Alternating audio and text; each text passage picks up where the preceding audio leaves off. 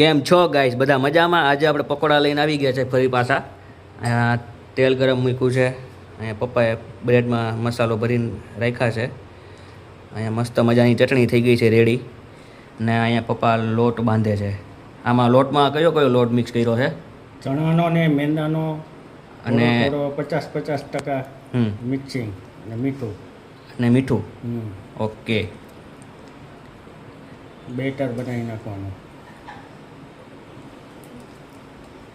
પપ્પા જો મિક્સ કરે છે આખા લોટને.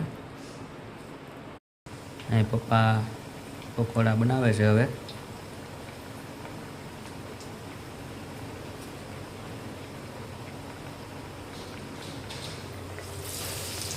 મસ્ત મજાના પકોડા આપણા રેડી થાય છે હવે.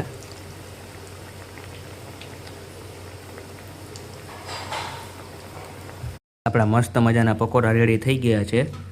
ચાલો હવે આપણે ખાઈ લઈએ.